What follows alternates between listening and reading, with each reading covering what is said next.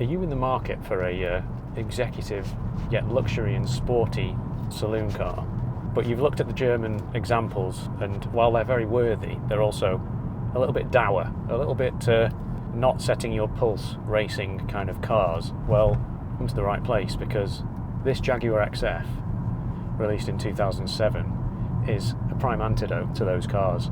It's a great alternative choice, and on paper at least it ticks all the boxes. It's a good looking sporty saloon car which is very luxurious and well equipped, and it's a little bit different. It's got that British touch to it, almost 20 years later after this car was released, which is hard to believe now. What is it like, and should you consider buying one?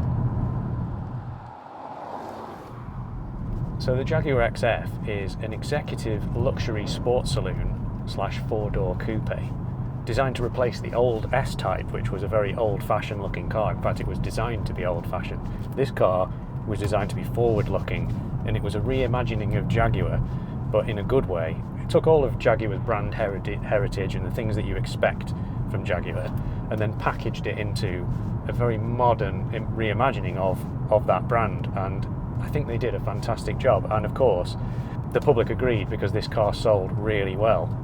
And of course, the reason that this car looks so good is that it was designed by Ian Callum, who is a living legend of a car designer. He designed some of the prettiest cars ever made, like the Aston Martin DB7 and the DB9 that followed it. And he kind of had free rein with it. With the four-door coupe design, he was able to create that shape that he wanted. He reimagined Jaguar at that time because this was the first car that looked like this. After that, they then produced the XJ and the XE and all the other cars that looked along these lines, but this was the first. Now, it helps that I'm in an absolutely fantastic example of an XF. This car has got less than 9,000 miles on it. It really shows, because it's like brand new, despite being a 2008 model, so a very early one. A huge thank you to Zach at IGM Pedigree Motors, he is actually selling this car, but by the time this video goes out, it's probably gone. But he's always got some interesting cars, so please do check him out. They all came with leather. They all came with this just absolutely brilliantly designed center console with the touchscreen here. But that's only the beginning, because of course with this car you've got keyless entry with the little engine start button that pulses. When I hold that down, a little gear knob comes out of the dash. It's a milled alloy solid piece of metal, and then you've got the vents that open. It's like this car, it welcomes you because it's just slightly alive. A metal automatic parking brake, of course electronic, but it's a little piece of metal for the switch. Steering wheel controls are very nicely weighted. When you push that up, it just springs back into the middle. Again, with each one, it doesn't continually rotate it. The lights up here that just come on with a touch like that, and they do work really well. At night time, everything's illuminated in phosphor blue. At the time, like, backlighting like that wasn't normal, and it certainly wasn't normally blue in cars. This was always like a sort of aluminium looking piece, but then you had various options for things like the walnut trim here. Then on top, on this car, it's got dove leather, which has the individual stitching running across it. Unusual to see a leather top dashboard, and again, standard feature. These cubby holes here that just smoothly open up, like that one as well. And the fat bottom bottle fits perfectly in there. Another touch sensitive button for the glove box. Now, of course, all these things are very nice when they're working, but with it being electrical, with it being a Jaguar, things can go wrong, but when they're working, they are fantastic. This is the premium luxury model, which is towards the top. It's not the best, that was the Portfolio, but it does have some really nice kit on it. Even as standard, these cars had this touchscreen system here, you had leather seats, you had a 10-speaker sound system, which sounds good. You had cruise control, you had automatic wipers, you had all the things that were luxurious tech back then in 2007, 2008. With this being the premium luxury model, I've got a heated front screen, which I love that feature, because this car was still under the ownership of Ford when this car was being designed, so they had the heated front screen, which is a Ford thing. This car even has a blind spot monitor in the wing mirror, which lets you know if there's a car alongside you on the motorway, so as not to pull out into it, which is a common feature on cars now, but in 2008, 2007, it was on Volvos, but not many other cars. Jaguar kind of got there, not first, but they were one of the early adopters of it.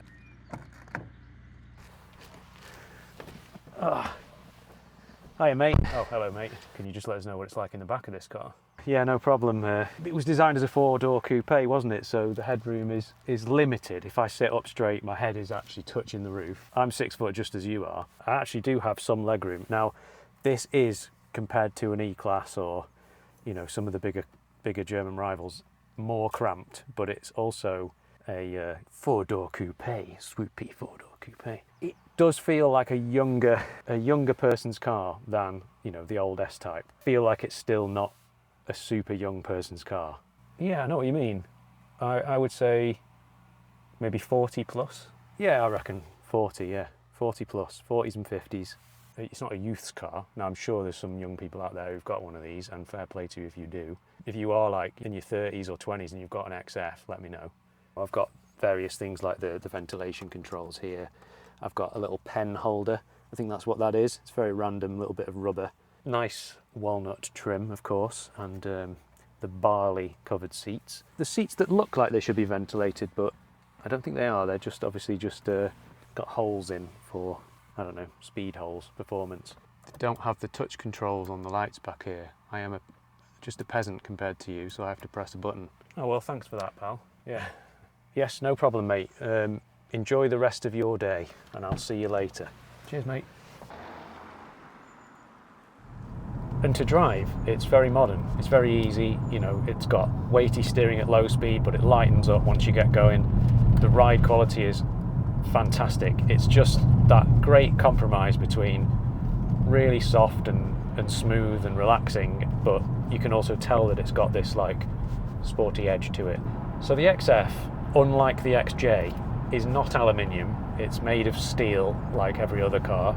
It does have an aluminium bonnet. Now I had to test this because I couldn't find online what parts were made of aluminium, and I took the trade plate around, which has got a magnet on it. The only thing I could find that wasn't magnetic was the bonnet. So it's got an aluminium bonnet, but that means that the car is quite heavy. It's not like really light. It's 1.8 tons or so, which is just as similar to an E-Class, so, you know, a big tank of a Mercedes. But it drives really well. It's actually a really nice car to drive, despite being a big luxury saloon car. When you put it into the corners, it feels much more agile. It feels happy in the corners. As I swing it around this roundabout now, the steering is nice and direct and quick, and it's certainly got rivals like Mercedes and Audi pipped. It's a refined and relaxing car, of course. That's what you expect from a Jaguar. It was designed with aerodynamics in mind, so it has a very low drag coefficient, which means that it slips through the air and doesn't create a load of noise. And then coupled with the 6-speed automatic, which later became an 8-speed in this car, it just ticks through the gears. You can't really tell that it's changing gear, and it all adds up to make this car very smooth and comfortable and quiet. And even with this 2.7 litre diesel engine, which was seen as the sort of, at the time, the oldest engine in the lineup, and it was due for replacement, it was in the S-Type as well, so it was apparently less refined and more rattly and diesely than the later generations. And to be honest with you, it's very quiet in this car. You can't really hear it when it's ticking over. When you put your foot down, it just kind of has a nice growl to it. Nice sort of V6 diesel growl. This 2.7 litre diesel actually isn't very efficient. It was something like 36 miles per gallon average, which is quite bad for a diesel, but the later diesel engines, 3 litres, were actually a little bit better, and there was the 2.2, which had like 50 plus mpg. There was also a 3 litre supercharged petrol car, V6 engine and lots of power. Then there was a 5 litre naturally aspirated V8 and a 5 litre supercharged V8 in the XFR, which had trick suspension that was electronically controlled diff. That car was a true performance beast. I've always thought of Jaguars as being very safe. You know, they're the sort of car that if you're in a crash, it just plows through whatever you crash into. This car, for its time, was designed to be very safe. It had boron steel safety cage, which for Jaguar was a first for them, which means that the steel is much stronger than just regular mild steel. It also has airbags everywhere. It has all of the electronic safety features that will, you know, keep you out of an accident, all the different acronyms.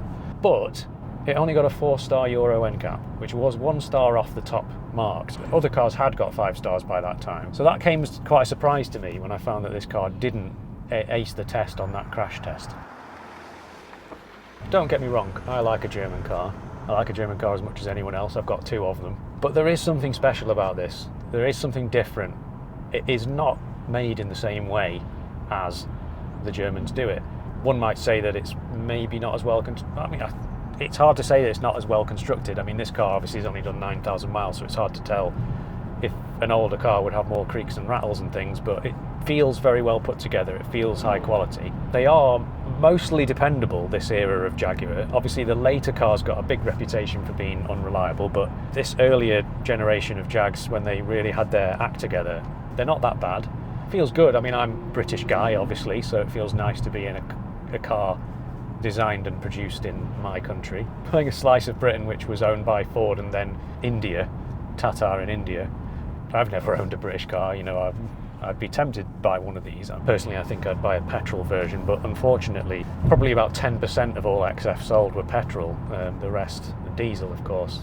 You know, if you can find one of these that's in good condition, you know, like this car, if you can buy this very car I'm in, or at least one with low mileage, that's been cared for with good service history and so on, I really don't think you're going to regret buying one. A big thank you again to Zach and also to Keith, who actually owns this car, and Zach is selling it on his behalf, so thank you for lending me. It is a fantastic example. If you are curious about the Jaguar S-Type, the car that came before this, the one that looked much older in its design, then I have already reviewed that car, and I would recommend watching it because I quite like that car as well. It's not as good as this car, but you know, it was a good car for its time, so check that out. Thank you very much for watching, and I'll see you in the next one.